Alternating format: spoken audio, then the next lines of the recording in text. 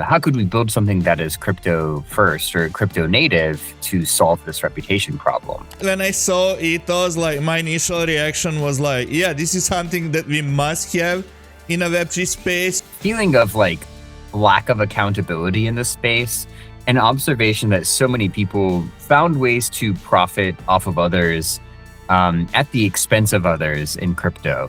If you don't have any social proof, why would I even consider working with you? Why would I even talk to you, right? I'm not going to do an over-the-counter trade with someone who has no social proof. Being credible and being famous is a little bit confused between the people. People that have fame or are a KOL or have lots of followers, they often come off as super credible. Sometimes they're not. Consensus mechanism. So it's not just about what one person says. It's about what hundreds of people say, right? Many people are very hesitant to give first negative review. How do I help you make money by calling out a bad actor earlier than someone else would? Today, I am sitting with Serpin Taxt. He's a CEO of Ethos Network, a project focused on bringing real trust and credibility back into Web3. He spent more than a decade building in Web2 space, later moving into flipping NFTs, which eventually led him to launch a hedge fund. These days, he's often vibe coding live on X while staying laser focused on building Ethos, and he's become one of the clearest voices pushing for accountability and exposing bad actors in the space. So, Serpin, welcome to the Locked In podcast. Yeah, thanks for having me. Super excited to be here and tell you a little bit about Ethos and our background and why we want to build what we build and how far we've come so far. So thank you for having me today. Great. Nice to have you. So, initially, I'm interested in hearing at the moment when you were starting Ethos, what sparkled that idea?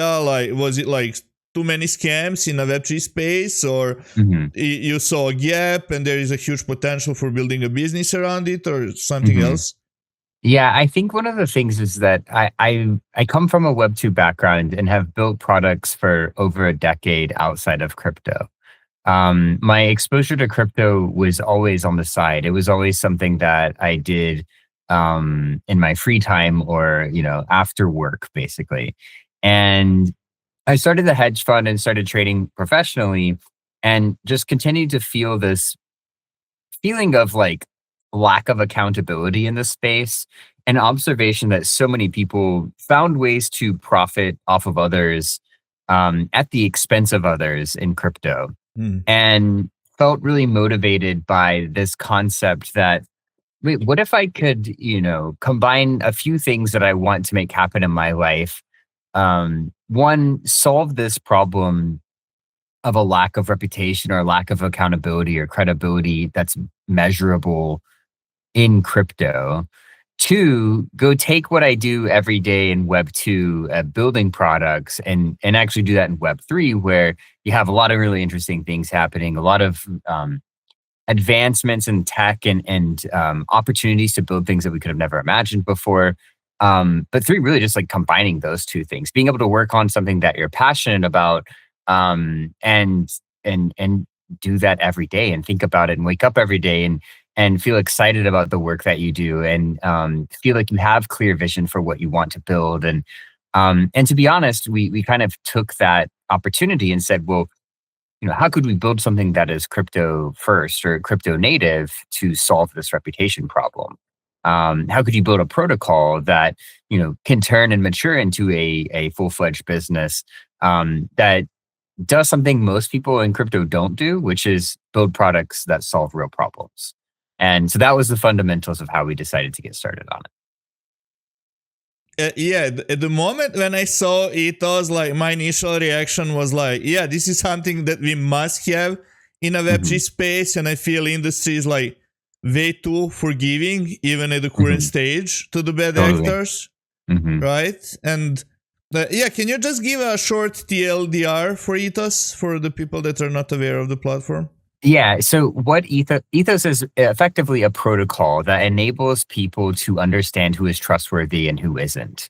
That could be anyone from people you might do over-the-counter trades with to projects that you need to spend time thinking about. Am I going to be a community member of this project? Should I pay attention? Should I buy this token? We wanted to create a way to better measure sentiment, social signals, primarily built on this concept of who trusts who. At the end of the day, what Ethos produces is a very simple and easy to understand credibility score. It's a score that says this person is trustworthy. It's a score that says this person has rug pulled 14 other people.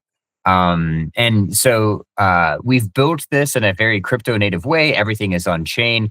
You have this concept of leaving reviews. You can also vouch for people, which is staking ETH in someone to increase their credibility score. And we've borrowed as much as we can from existing systems like how validators work in proof of stake, where you can get slashed and lose some credibility score for it. At the end of the day, we think all of this kind of turns into a way to progress society from being stuck in the Wild West of where we are today in crypto, where it's like more reasonable to be a bank robber than to be like an upstanding citizen, to what we have in modern society today and outside of Web3, which is like being, an upstanding citizen of your community is valuable. Having a real job is valuable. Like treating other people kindly is valuable for the rest of society, and progressing crypto to that state of nature. Yeah, and would you say that sometimes I honestly like when I look at Ethos scores, I feel in many of the cases being credible and being famous is a little bit confused between the people, especially like if you look for the people that are like not in the markets. I saw that you found Bitcoin in like 2011 or something, right? I feel for the people that are newer in the markets, they often are not able to understand what's actually happening, and that we have a lot of people that are kind of famous, and if they're Ethos aware, they're like highly likely to actually have like higher score maybe than they should. And yeah, what are your thoughts on that? Yeah, I mean, that's not all too different from how society works today, right? Like the reality is, an actor that has a lot of fame is probably likely going to get a job, even as a waitress, better than I could get a job as a waitress, right? Or a waiter or whatever, right? Like, because you have fame, that does play into your credibility to some extent. And a lot of times what we've seen in crypto is an overextension on that concept, right? Like people that have fame or are a KOL or have lots of followers, they often come off as super credible. Sometimes they're not. And so I've always looked at this idea of influence or the ability to have influence as something that includes both your ability to drive attention to yourself, but also how reputable you are. And a lot of times your ability to drive attention to yourself is what carries influence. But we need a way to also measure the other side of that token. And so it is true that there are probably people who maybe they even have too high of an ethos score compared to someone else. And the reality is it's probably because they have a little bit of influence in the space. And so I've never really tried to like pull those two things apart, because I think they are connected for a reason. And again, this is how society works, right? Like anyone that has any amount of influence, regardless if they're qualified or credible, probably appear more credible to most people than, a random person walking down the street. Yeah, we can see what presidents of some states are doing, so it's kind of wild. Yeah, I mean, it's a dumb analogy, but yeah, like the president of a country has probably a better chance of like getting an accounting job than I do, even though I might be an accountant, right? Like, or being connected with someone, or having someone pick up the phone and listen to them. Like the president is going to have someone pay attention to them because they have influence. And it might not be that they're reputable. They could be like the most unreputable people in the world. They could be killing people on the side as president of their country, right? And but that might not matter because influence does win sometimes. Yeah, makes sense. Yeah. And for example, on Ethos, in order like to slash someone to potentially reduce their score, you need like 16,000 score, right? And Mhm, like, mhm, why have you increased that from like the initial amount? And mhm, like, don't you think that it kind of makes it even more difficult for people that are maybe credible but less known mhm. in comparison to this famous group? Yeah, I was thinking about changing that recently. One of the reasons we did it originally, and to be clear, like you can get to 1600 without having any influence, right? Like it's possible to get to that score if you have people that you know that are willing to vouch for you, that are willing to say like, "Hey, this is a good dude." You don't have to have 100 people do it, right?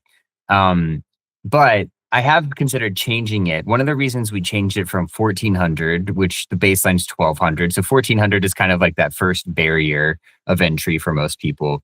Um, is we got a lot of spam. At 1400, there were a lot of people that were slashing the most random, meaningless slashes of all time, basically. And so we increased it and we found that the Mm, quality kind of went back up.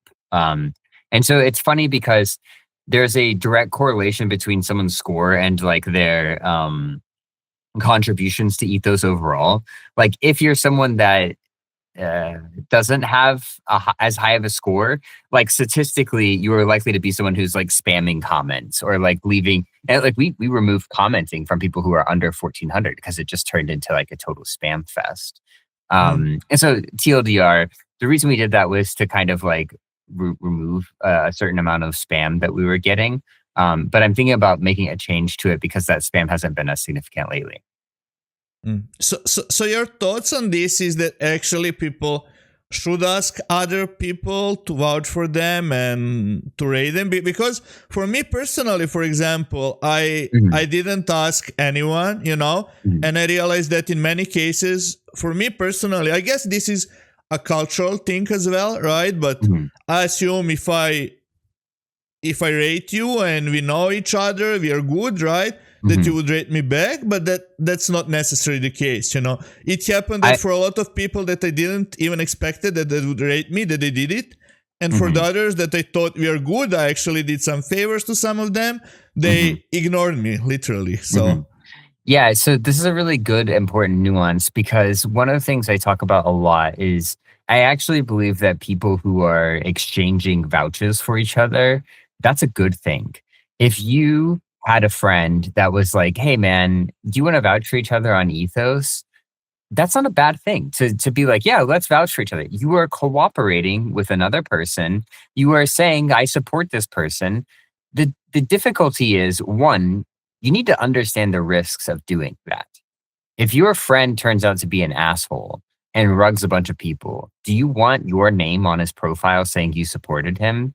Do you want to potentially lose some of your credibility score for supporting him when he gets slashed? Probably not. The other thing that you need to consider is you don't want to do this with just absolute random people, right? If you are doing this with people that you don't know, that you solicited on Twitter, you said, hey, anyone that vouches for me, I'll vouch for you back. You were at that point bending the purpose of a vouch, right? The purpose of a vouch is saying, I trust this yeah. guy and he trusts me back. By vouching for someone you don't know, you're increasing someone's credibility without understanding who the hell they are. Like to me, it's the equivalent of saying like, "Hey man, do you need to go to like a cardiovascular surgeon to get your heart work done?" Yeah, I love this guy. You should go to this guy. I've never been to him before. I don't know anything about him, but you should go to this surgeon. Like, why would anyone say that, right? Why would you like advocate for something that you don't know anything about? Yeah, it's super random. And I know you're trying to eliminate a lot of AI comments and Mhm, this stuff, but like, how do you differentiate like people that are like trying to farm scores versus mhm, genuine one? Because I actually saw, I saw a few people that participated in some campaigns previously, and mhm, I know that they kind of farm these campaigns with like exchange voting and this stuff. mhm, And I saw mhm, similar thing for the same people on Ethos, and like you're mhm, kind of even hesitant to rate them down or do anything mhm. because you would be the one that is like going down because Mhm. of all that group, right? Yeah, it is really interesting. I mean, this is where ethos gets interesting in my opinion. because there are people who understand what Ethos is trying to do and value their own credibility and reputation and believe that Ethos will be around for a long time. And therefore, they don't take risks. They don't review people that they don't know. They don't, review things that they think might get slashed. That's kind of the point, right? The point is that your endorsement matters. Your endorsement is something you should value yourself. And so giving that away for free, it should not be a thing. Then there are other people who are like, oh, well, Ethos is a farm and I'm going to go farm it. And I'm going to go try to maximize the possible extracted value that I can get from Ethos, which is nothing. And people will do that and completely miss the point of the protocol, which is like, no, the protocol is not meant to be farming. If you farm the protocol, someone is going to call you out. And we've had many cases of bounties where people will report and show me like messages from Telegram, messages from Discord that show this person has been asking people to review him. We slash those people, right? We go out and we say, hey, this is not the hit. You are spoofing your credibility. You are attempting to look more credible than you actually are. And it's hard. It's not an easy thing. It's not programmatic. We can't just solve this with one algorithm. It's on a computer, right? This is humans and how humans interact with each other. And so it makes it inherently tougher. But we have to be very conscious of that because you don't want people finding ways to spoof credibility. If everyone can spoof credibility, then Ethos is worthless and meaningless. Yeah, I saw you slashing specifically few people. So yeah, like I come from Upwork. You're probably aware it's a freelancing platform, and in many cases, people were like, if they see that they would like get the bad rate from their client, they could actually like give the money out, do the project for free, but not get the bad rating. Right? Yeah, because it matters to them, right? Because that's their livelihood. That's how they get their next job, right? It's their reputation and people value it there. Yeah. And as you said, like most people had like long-term perspective, right? And like you're aware that it will affect your pricing, like the quality of the clients that you're getting and everything in the future, right? So, and regarding like the current markets, like many people say we are in a crime season. I kind of agree with that. Do you think that like, obviously it increases the importance of Ethos, but do you think that people see it in that when that there are more users coming to the platform or? Yeah. So what I believe usually happens is when we get to the point in the market which we're at, which is people are kind of exhausted by the market. Some builders have tried to build things that haven't necessarily panned out. People are ready to like exit the space forever, more or less. What that results in is people being willing to fuck each other over, for lack of a better word, right? And that sometimes looks like a rug pull. Sometimes that looks like people screwing each other over on over-the-counter trades. Sometimes it looks like projects doing a slow rug where like they just start to disappear. And so I do think that it becomes more important. Ethos becomes more important, especially as an accountability measure. If you think that the market is going to zero and you decide to just blow up your reputation outside of Ethos, well, now there's someone that is like giving you bad reviews and holding you accountable. And next time when the market comes back up, you're not going to be able to like re-roll on your regular account, right? You're going to have to like start over if you rug pulled someone. And so I do see an increased number of people looking to feel a level of vindication, feel some sort of reprise around the like, oh, I can go document something on Ethos, feel like I'm not as helpless in this situation of getting rug pulled or getting screwed over, and feel like I'm giving back to other people by like showing them, hey, this is valuable content I have created around avoiding this person. And so we see a lot of people coming back right now. The downside is it's a little bit too little too late now, right? A lot of people have gotten rugged already. They are now documenting those things on Ethos. What I'm really excited about is, when things pick back up again, I believe that people will start to say, wait, I'm looking for anything over this minimum bar. Like, if you don't have any social proof, why would I even consider working with you? Why would I even like talk to you? Right? I'm not going to do an over the counter trade with someone who has no social proof. Like, and I think that is where you'll see things fundamentally change. Is when people kind of raise the bar in terms of how they think about working with other people, and it being based on that ethos score.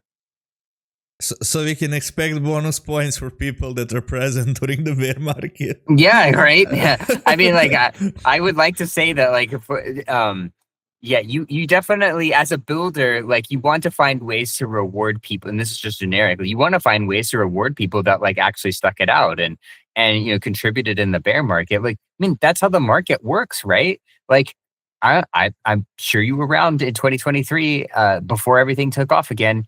Solana was $13. It was $14, right? Who had the conviction to buy Solana then? Well, even today they're up 10x, right? 10x from 2 years ago. That's crazy. So it's one of those, like, you can get reward. The market does reward people for being around whenever it's quiet. It always does. As a builder, you want to find ways to do the same thing.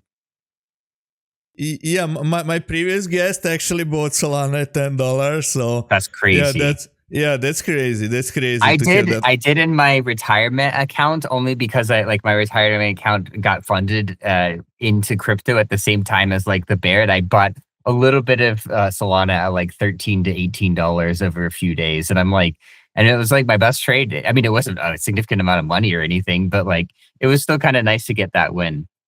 Yeah, that's insane one actually. So for example, for new users that are coming to Ethos, like, how do you solve, like, they're kind of in disadvantageous position to the older ones, right? Like, I realized, like, there was obviously, like, as the platform launched, there's like super high activity, everyone leaving reviews, right? For new ones, like, except kind of if they ask, it's very difficult that they will get a lot of reviews and have ability to increase the score. It is kind of tough. Like, I still get lots of people that ask me for a review, right? Like, there are loads of people that are like, "Hey, man, we know each other. Can you review me?" And I'm like, you know what? I get it. Like, I get why you would ask me for that, right? I mean, I get why anyone would ask you for it, and I think it's a really interesting, like, social challenge sometimes. Like, I think a lot of people do feel weird about asking someone for a review, but like, if you and I knew each other well, being like, "Hey, man, do you want to exchange reviews on Twitter?" On Ethos is not weird. It's not weird at all, right? Like, hey, I'm helping other people understand that I trust you, and I'm helping you build trust, and you're returning the favor back to me. Again, it's a very normal thing. That is not unusual. It's only bad when it's people you don't know. And so I think some people try to take the shortcut and they go for all the people that they don't know. And they're like, "Hey, I looked up and like, I have all these reviews from people, but they're meaningless because they're people that no one knows." And that's when you end up in a bad spot on Ethos. So like, to really answer your question, I don't think people are at a huge disadvantage. I think the more Ethos moves along, the more it will become a natural fabric of your day. You look at something like Ethos Broker, which is part of our like third part. You can go buy and sell things on Ethos Broker. Well, like, you could go buy and sell something on Ethos Broker, and then at the end of it, you guys leave each other a review. You had a good transaction, things worked out, you trusted the guy, whatever. There are going to be ways to build your credibility score up. It's just going to have to become more of a natural part of our everyday experience. And my goal is to make it that everyone is always thinking about Ethos.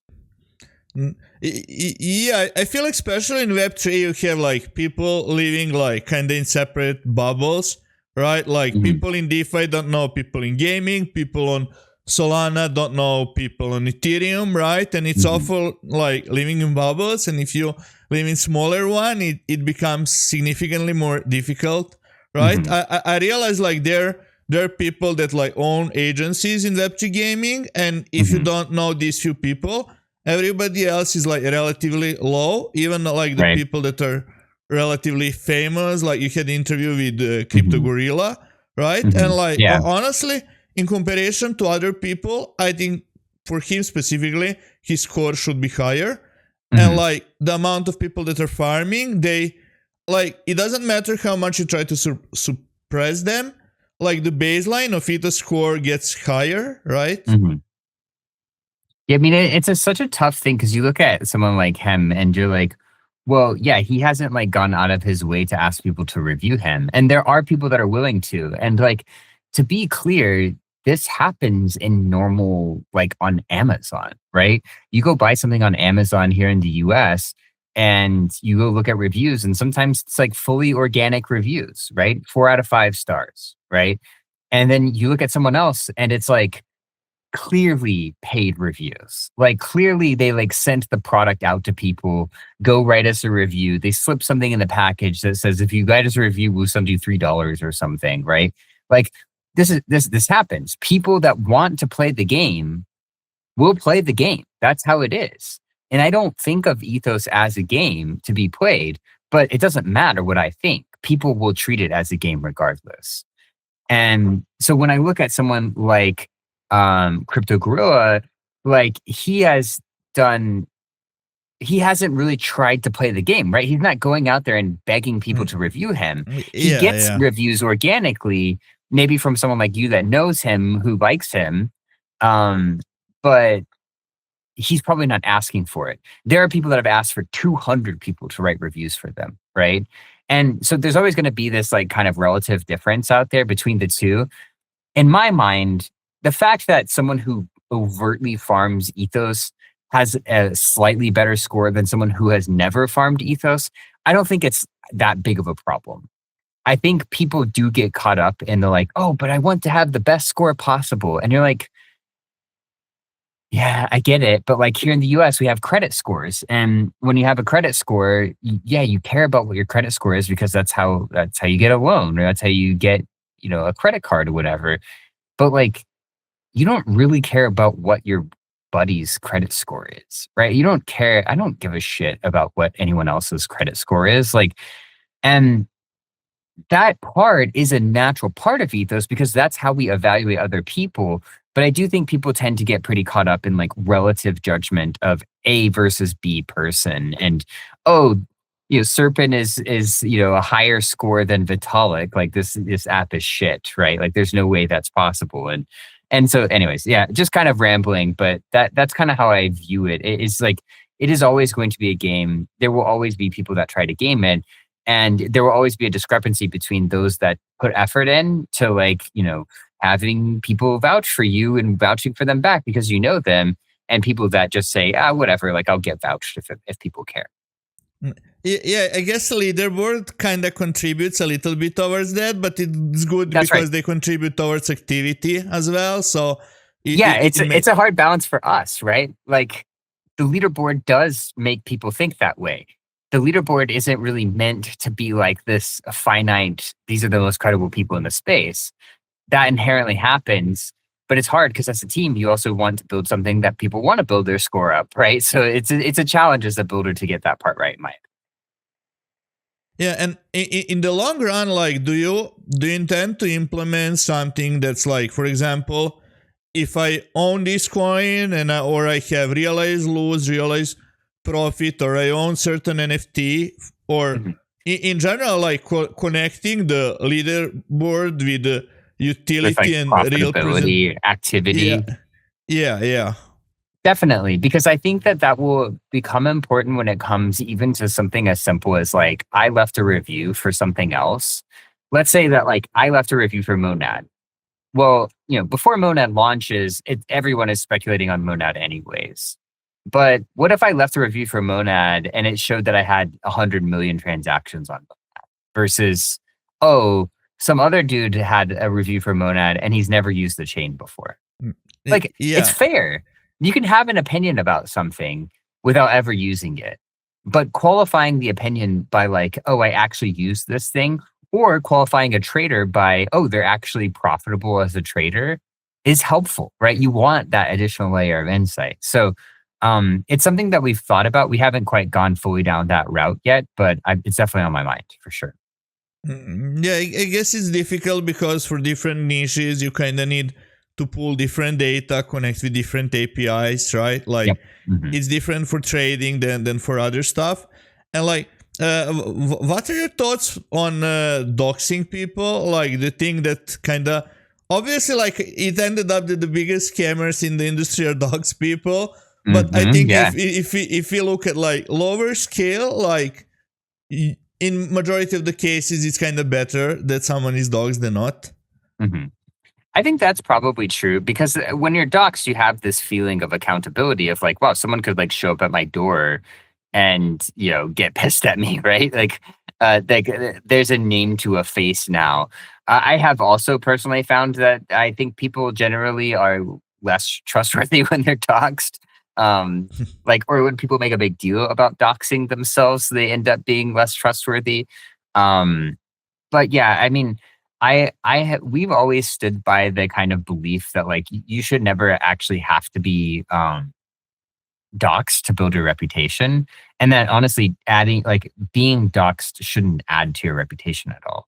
Now, maybe some of the things that you have done as a person outside of like Web3 and in your docs life, maybe that contributes to your credibility, right? Maybe that shows up in reviews from people. Maybe you worked for the Bill Gates Foundation forever, and Bill Gates wrote your review, and like that helps you. I think it can be true that there are both things that you can benefit from in your docs world without having to docs, but also that like you don't have to docs to build credibility up by any means, because in fact, like it doesn't really mean anything that you've doxed.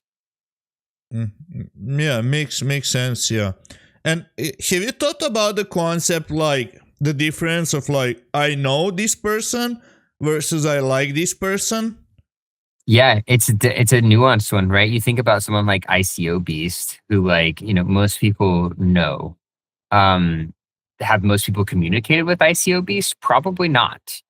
Have Yeah, most, and so like, or even me, right? On Ethos, I have over 1,000 reviews or something stupid, and like, do you think 1,000 people know me? No, but they can still have an opinion about who I am without like one, me asking them to go write a positive review, or two, them like personally ever talking to me, right? Like I'm not if you have some level of influence, then people can have an opinion on your credibility. This is how projects work right now, right? Like you might have a negative opinion about the Monad founder, even though you've never met him before, right? Or you might have a positive opinion about ICO Beasts, even though you've never met them before. So it's a really interesting and important nuance that is a little bit trickier, I think, to kind of wrap your head around.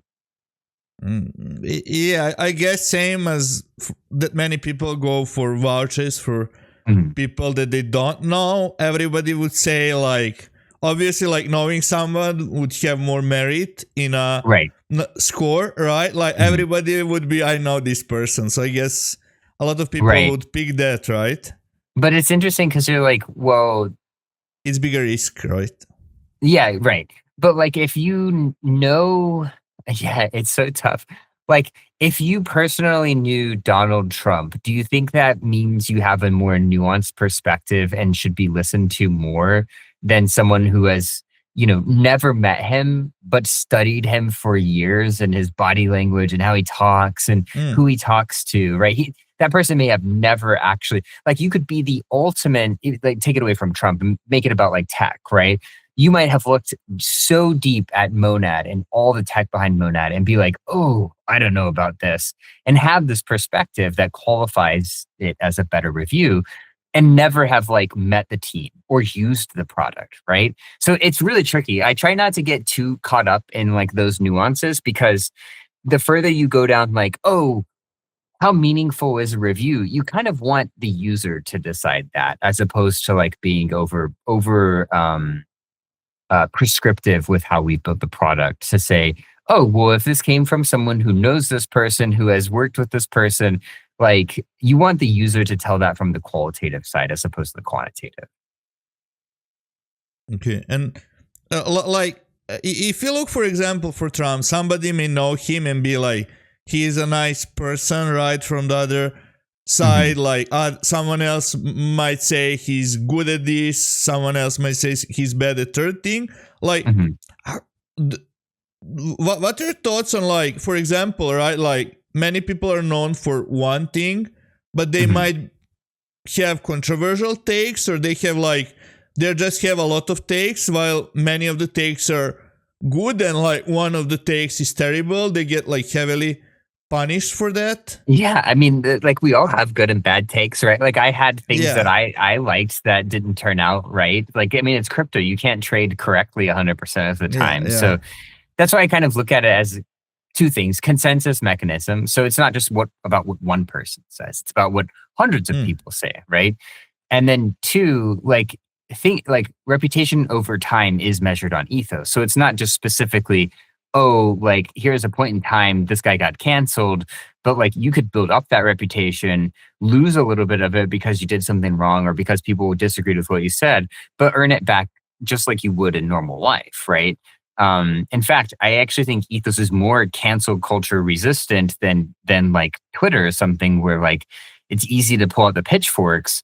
Well, on ethos, like you have accountability. If you pulled the pitchfork out, that's on chain. Everyone saw that you pulled the pitchfork out and went after this guy, right? And so you have to think about being in the pitchforks and stuff like that. So hopefully that makes sense. But that's kind of how I think about it.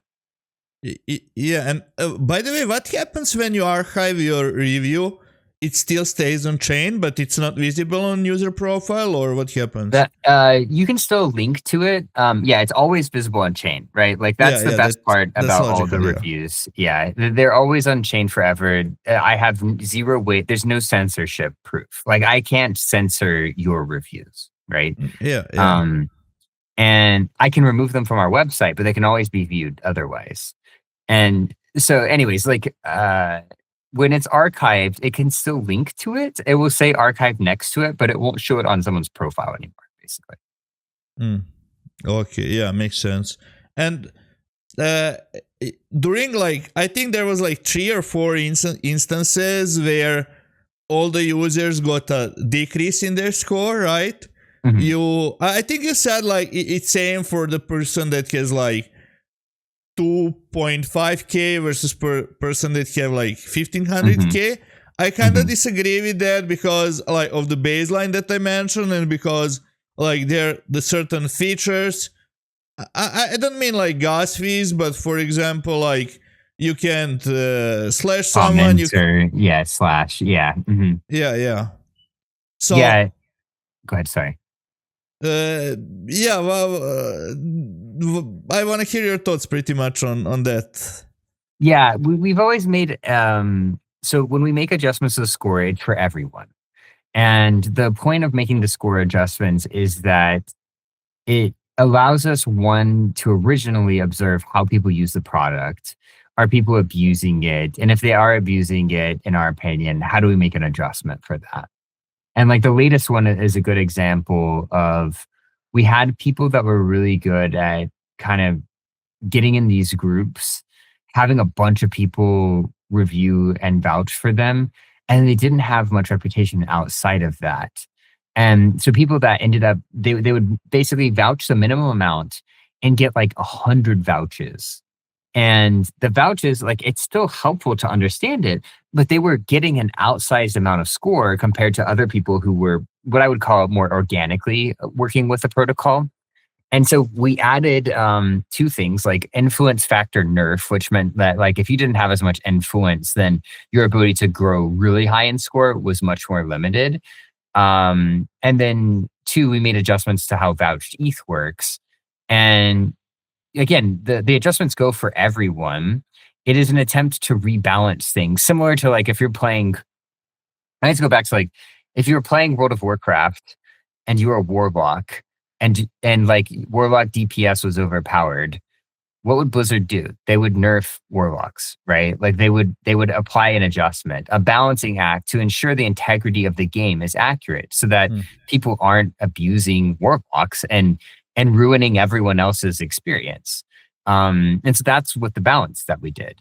that I understand your point though, which is like it does kind of suck if you have these gated features at like 1400 for sponsored gas or 1600 for writing slashes, where like you might have been above it before and then you get pushed down below.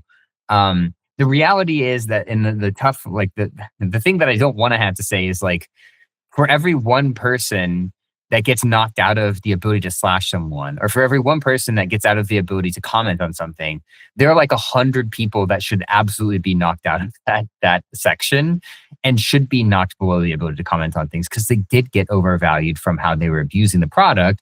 And that was literally why we made those adjustments. So anyway, so hopefully that also makes sense, but that's kind of how I think about it. And it's not an easy pill to swallow or an easy thing for us to ship to people, to be clear. It's Like it's not fun. demotivating, honestly. Yeah, and I get when it. you're, I finally got there, and I wake up and I'm like, oh, someone slashed me, right? And then you Right, yeah. realize, no, it's just the mechanism. Yeah, and it's just so hard because like I don't have any other way to handle that. Like this is how we learn is that we watch how humans behave and we apply, adapt, and adjust based on how people are abusing it. And it's not that you abused it. It's not that you were taking part of it. You're basically crossfire in the equation, but everyone has to get the Yeah. same adjustments, right? And otherwise it definitely would not be fair. Yeah, honestly, I did vouchers for 0.01 ETH. I think that's minimum, right? Mhm. And Yeah, which I don't blame anyone for, right? That makes sense, right? Go for the minimum and just like spread some money around. yeah. And one also thing that you have more data, so obviously, like, you have to make the moves that would make it like more fair overall, right?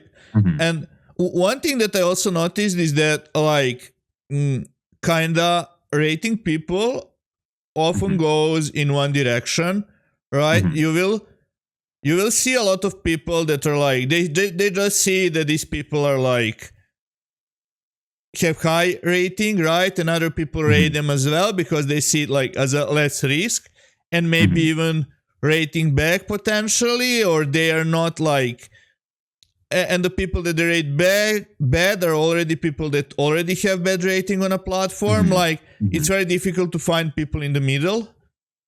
You know what I found people I think I sort of agree. I think that's how consensus works though around sentiment around people. Like there are people that people all agree are bad. There are people that are in the middle too.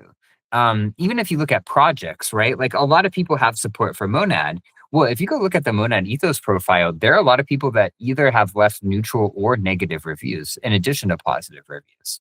And so you get this kind of mix between like when there is truly a lack of consensus around if something is positive, negative, or neutral, I think that you see that on Ethos. I do think that there is sometimes a slippery slope with one bad actor going super far down the bad actor route because everyone negatively reviews him. But we've limited the impact of how mob mentality works on Ethos too. So it's kind of a mix. I don't think that your assessment is too wrong, but I also don't think that that is totally off from how things work anyways. Like consensus is like if you think about memes as an example, like memes in the real world, why do they happen? Because everyone thinks they're funny and they start sharing them, and then there's consensus around them being funny. The same thing is true about people getting canceled. Like, oh, this person did a bad thing. Everyone says this person should get canceled. And so they just share more and more stuff about how they should get canceled for being a bad person. And so it's kind of hard, but the viral impact of consensus is like very abundant in the internet. And so like it's been hard to balance that because I actually think that's kind of just inherent to how the internet works. But I also don't want to be this place where like it's always true that, when the pitchforks come out, people get canceled. I want to have some sort of like resistance to mob mentality and stuff like that. Yeah, I realized that also many people are kinda very hesitant to give like first negative review. I saw on a Mhm. few people that I'm the one giving negative review, and then when I check a month later, I can see 5 more, right? Well, there was Right. 0 reviews initially. That's where I want to find a good way to like reward people for that? Like, how do I help you make money by calling out a bad actor earlier than someone else would? Like, a good example would be like Eclipse. The Eclipse project did not do well, but there were a lot of people on Ethos that were calling it out 6 months ahead of their TGE that were Mm. like, yo, this is bullshit, right? And what's interesting is yeah, you're giving me a good idea here. We could actually highlight people who are early to calling out people that score goes down, right? You left the first negative review and then there were 73 negative reviews after you, kind of thing. So there are ways that we could do that. Yeah, similarly to leaderboards, maybe like some type of badges or something that would Yeah. that would be, I think, interesting concept, right? And then obviously, like other people, when they would see that, for example, a Zach XBT, I reached to him about specific project at the start of this year, and the project announced that they are like shutting down in July or something like that, And I feel often if you're kind of not big enough, like these things kind of get faded and lost. Yeah. And then people lose more money because of it, right? Like, Yeah, exactly. yeah, one of the things I've always said is like, I really want to enable a society of Zach XBTs. Like, Zach XBT is great, but he has a limited capacity, limited brain power. There's only so much that he can do, right?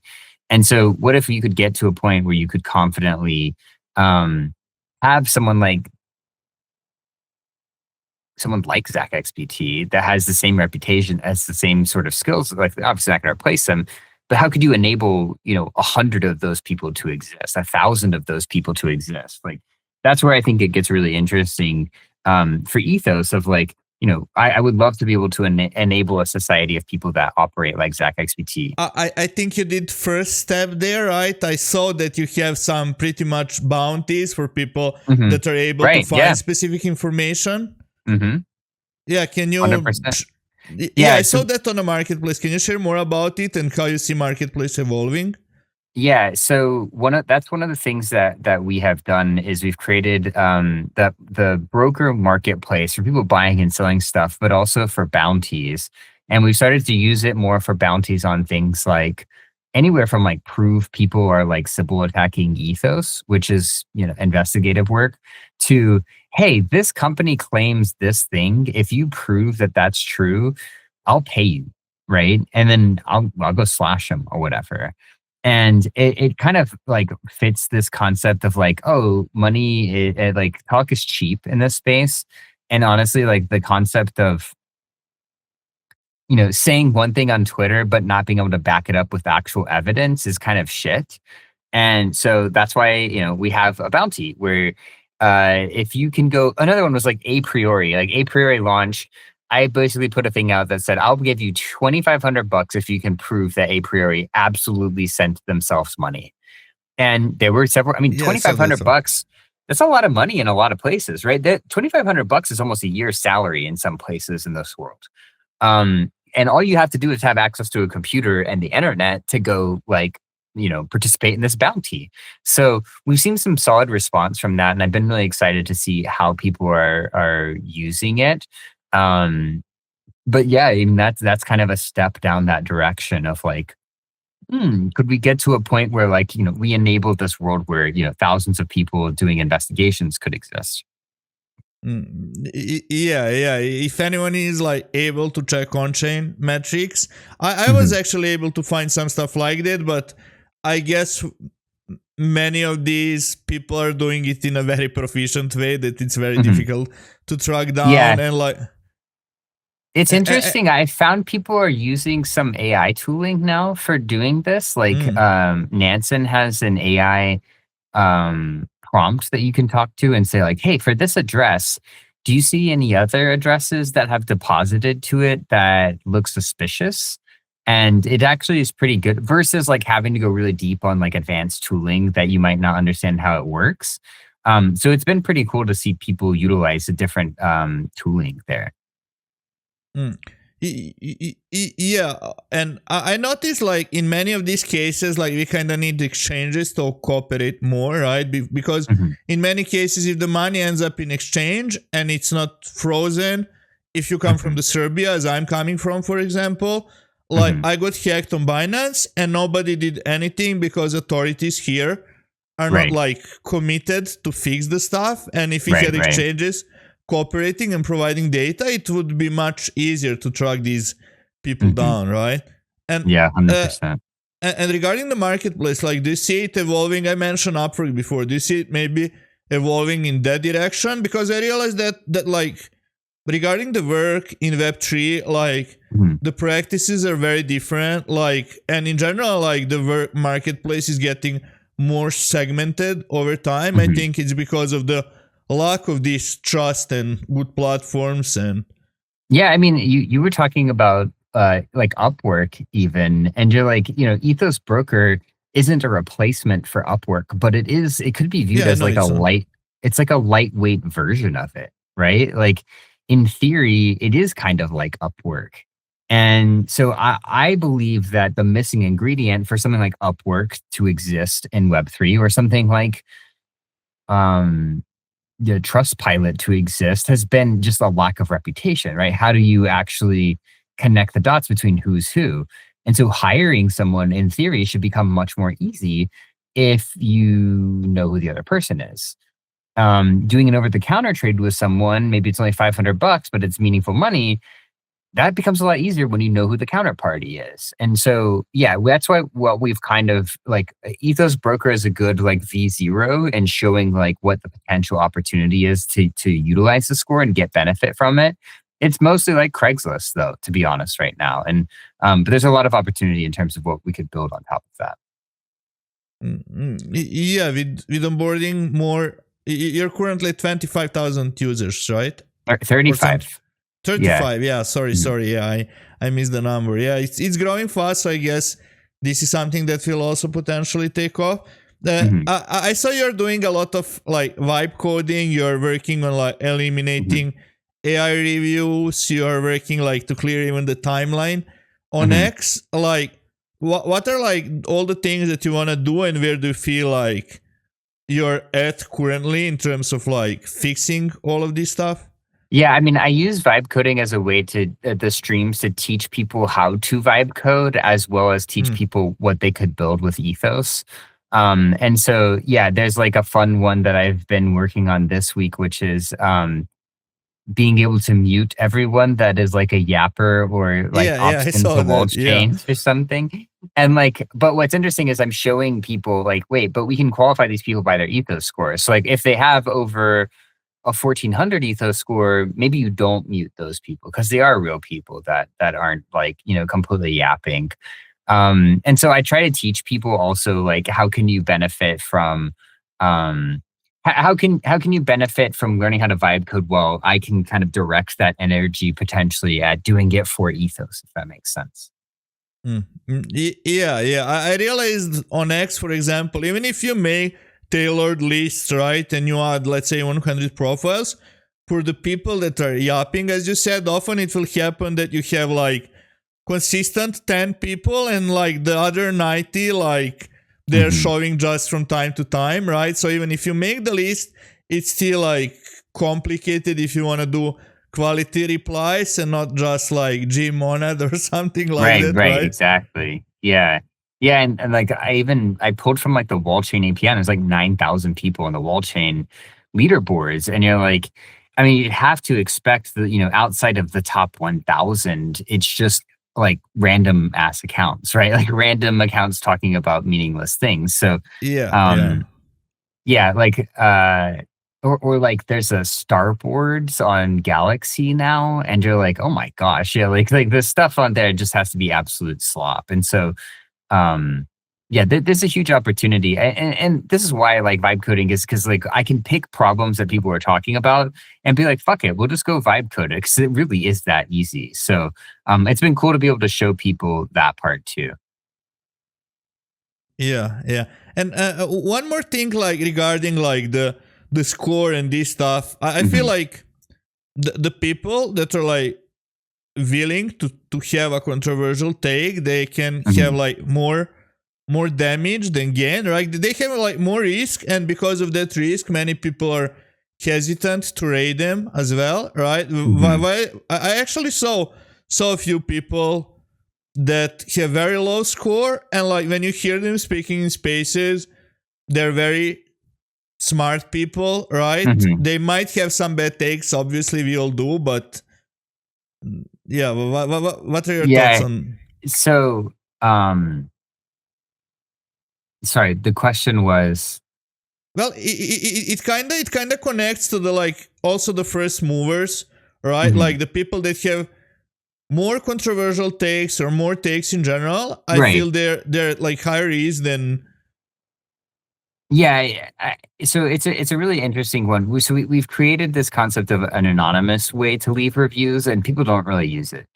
You need Anon.ethos.network. 1600 for that as well. There you go. Maybe I'll lower that one to 1400 too. Um, but yeah, like you want to protect it with reputation. You don't want like there's a lot of downsides of anonymous reviews, right? People can be absolute like brutal to each other, and the whole point of Ethos is like you put your name on stuff. I think that there's a really interesting and difficult challenge of how do you incentivize someone to say something about someone that they think is totally overvalued without risking their own reputation. And the reality is, I get a lot of DMs about this. People are like, wow, how could this guy be at 1600?